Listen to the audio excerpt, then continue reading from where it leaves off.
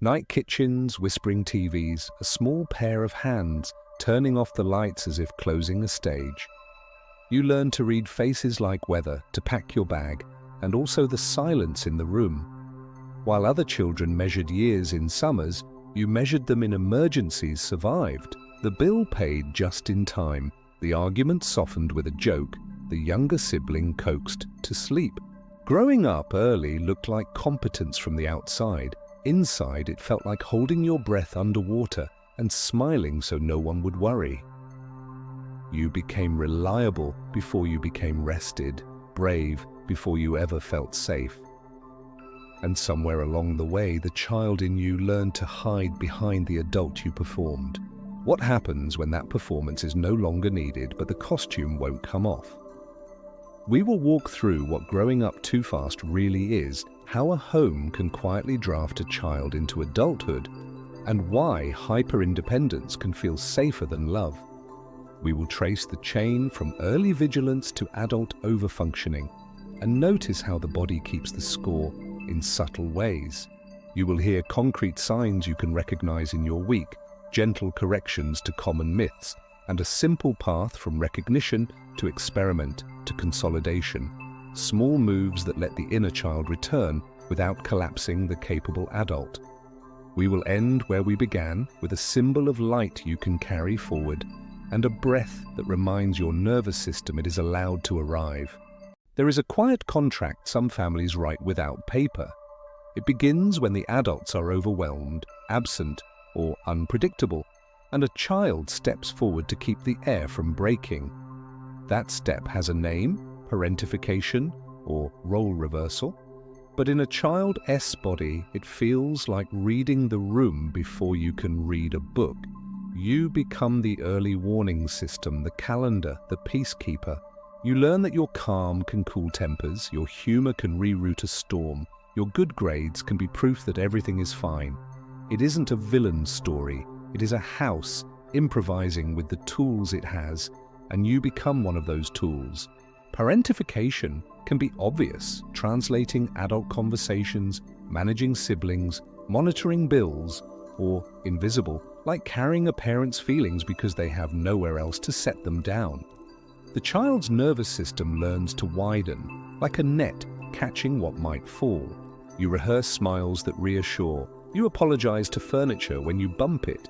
You keep a mental inventory of everyone's mood. Later, teachers will praise your maturity. Friends will say they can always count on you. They are not wrong. They just cannot see that the maturity is also a splint. From this script grows a second one, hyper-independence. If needing led to disappointment, you learn not to need. If asking sometimes made trouble, you learn to anticipate instead. Hyper-independence wears excellence like armor. It keeps you useful, admired, out of the blast radius.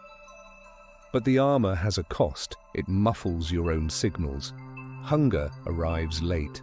Fatigue registers as failure. Tenderness looks risky. You solve before you feel. You finish before you start receiving. Consider a simple example. A 9-year-old hears the late-night argument through the wall and tiptoes to pack tomorrow.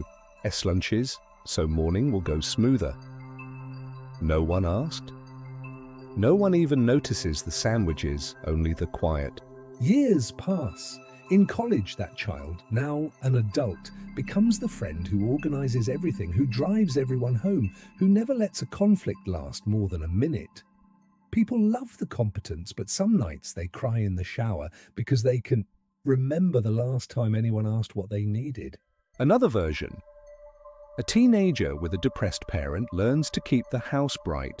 They plan meals, monitor medication, become fluent in weather and warning signs.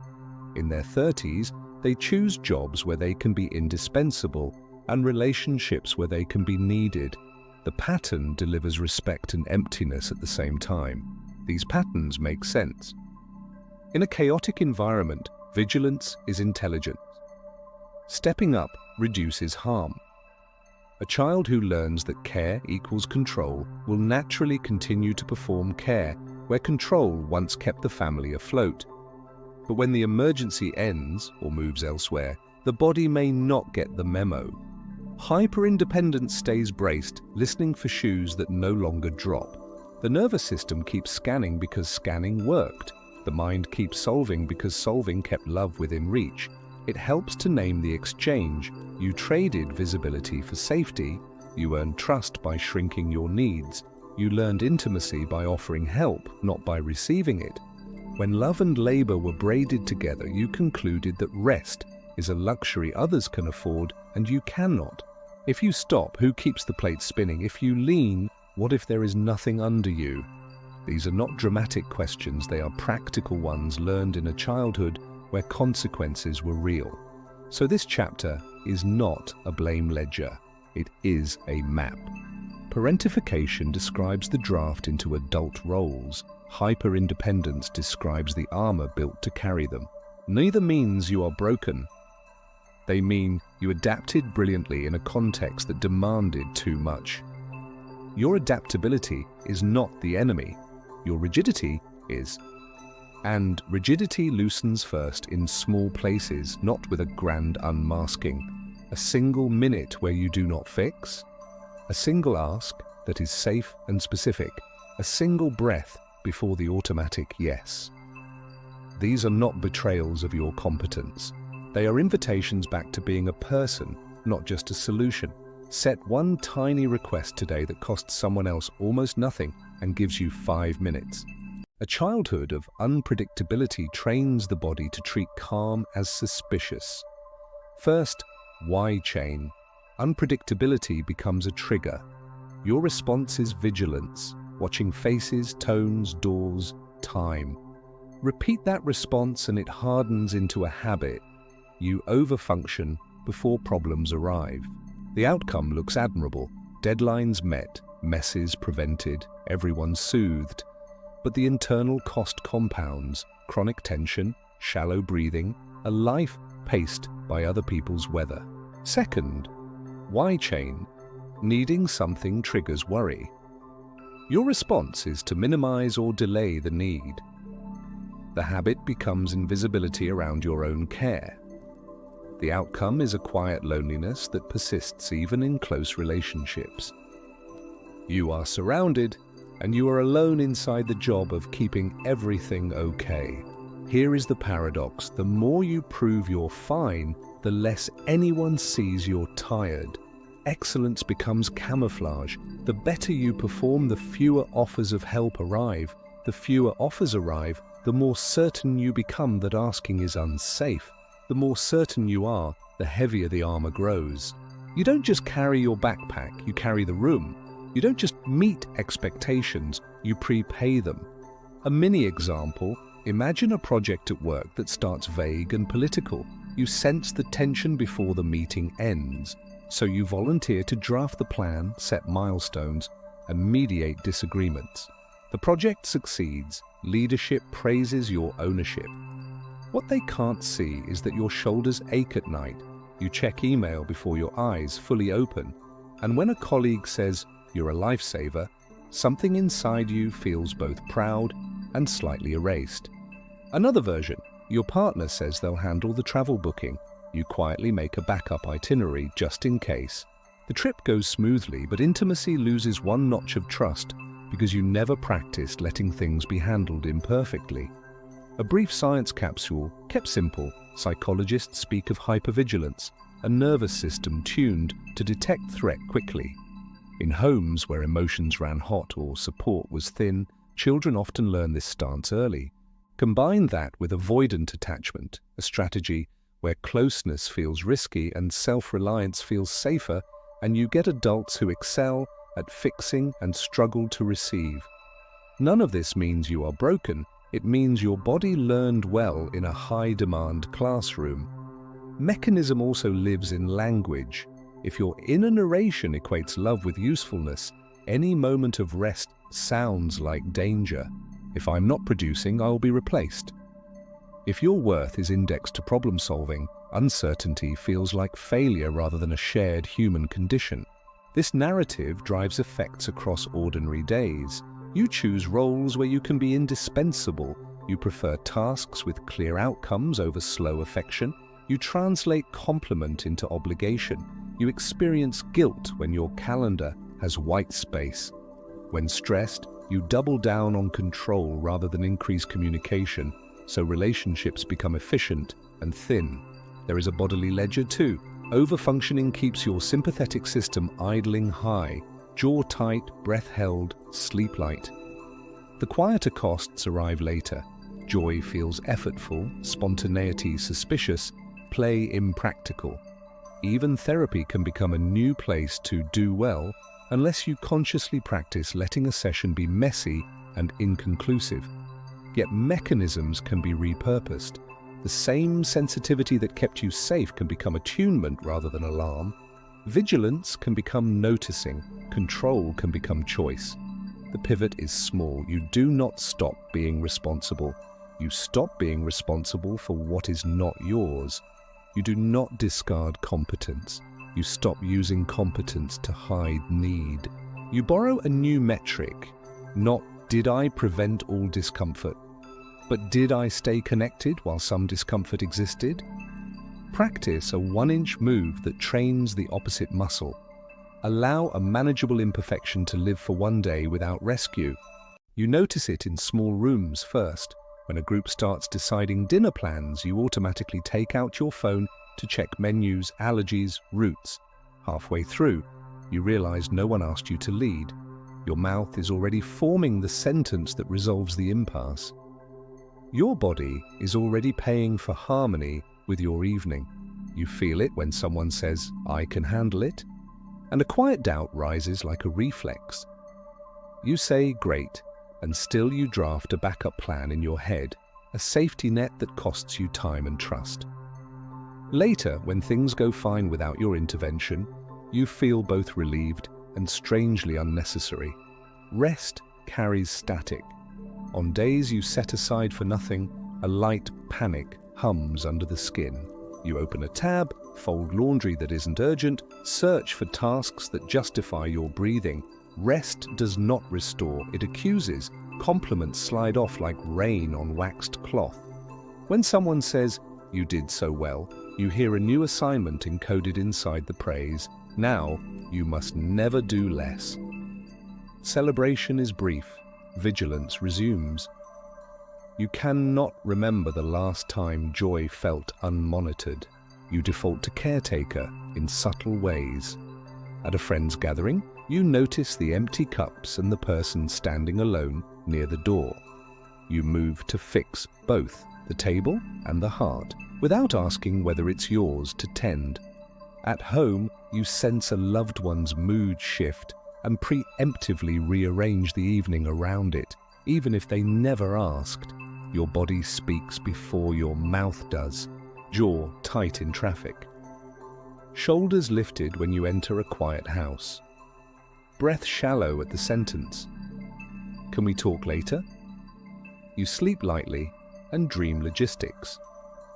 Even pleasure arrives with a checklist. Did I do enough to earn this? You struggle to receive without repayment. When someone offers help, your first instinct is to calculate what you can give back of equal value: money, time, favors, so the ledger stays even and you remain safe. A simple kindness becomes a transaction because transaction feels less vulnerable than care.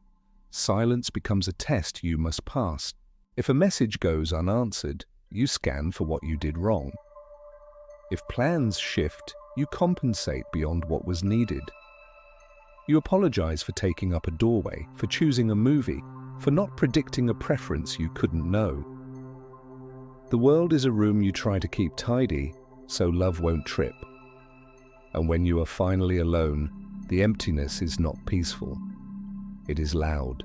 Thoughts race to future storms and your hands look for a broom. You catch yourself practicing goodbye speeches for disasters that might never arrive, just in case preparedness can soften grief. Let one harmless imperfection live today without fixing it.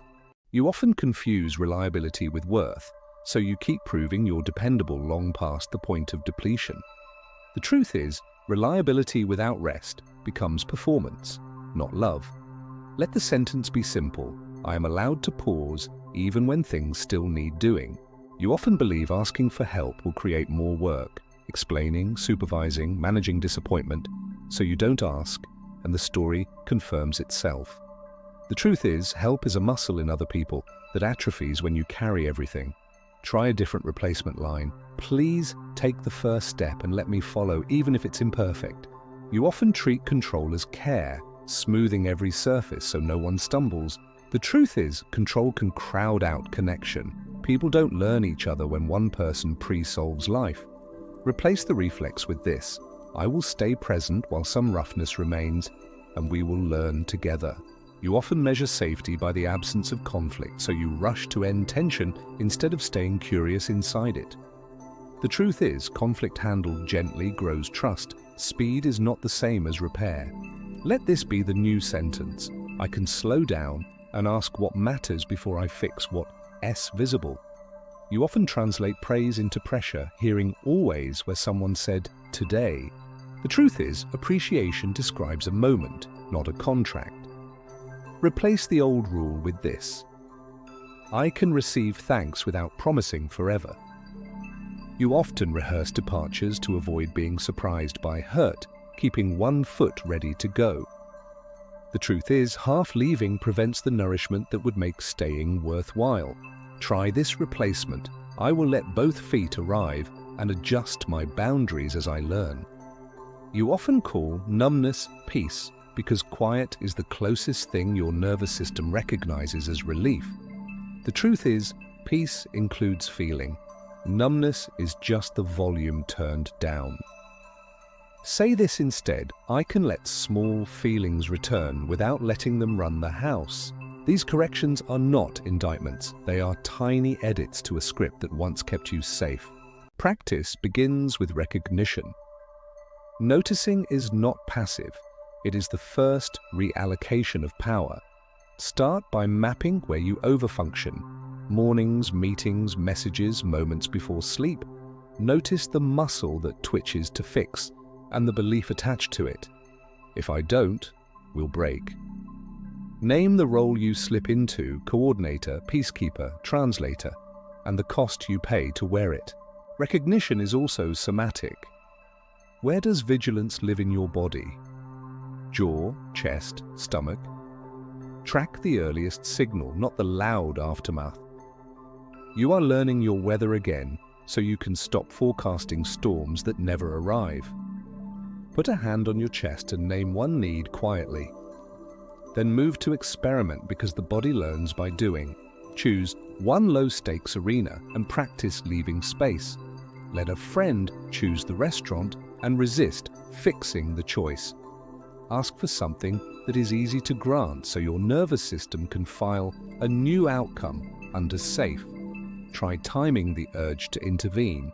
Let 30 seconds pass before you step in, and watch what other people do when the gap is not immediately filled. Experiments work best when they are specific, brief, and reversible. The point is not to prove a brave identity, but to accumulate gentle evidence that the world does not collapse when you soften your grip. Ask for a glass of water today. Let one task wait until tomorrow. Whisper, I can stay while it's imperfect.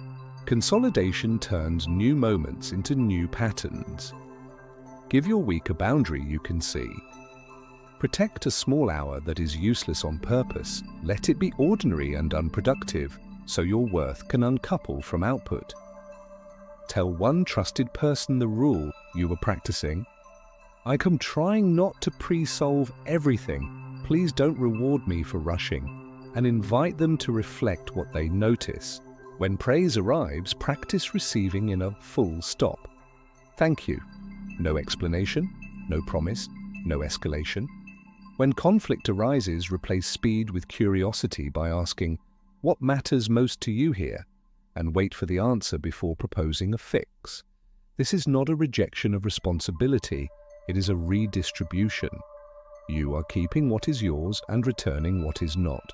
Schedule a protected hour of unproductive rest this week. You are not erasing the competent adult. You are letting the child return with their color and breath. The parts of you that kept everyone safe deserve honors, not exile. But honor includes letting them retire when the shift is over. If you stumble, that is data, not failure. If you overfunction, repair with a sentence. I took over, I'm practicing leaving room. The nervous system learns safety through repetition and kindness, never through shaming. You are allowed to need, to ask, to be held imperfectly while you keep becoming. You have permission to be a person first, even while you remain reliable. The house is quiet again. A single lamp is left on in the kitchen, not because someone forgot, but because the child who once closed rooms early is allowed to arrive late. You set the glass down without rinsing it. You leave the chair slightly askew. The world does not shatter. Somewhere inside, a small heartbeat loosens its fist. Let your shoulders drop. Let the night be ordinary. Breathe with me. Inhale 4, hold 7, exhale 8. And picture the light staying on for you, not as a task, but as permission. Tomorrow can be built at human speed. You are not late to your own life. You have just arrived. If this steadied you, whisper arrive and stay for the next story.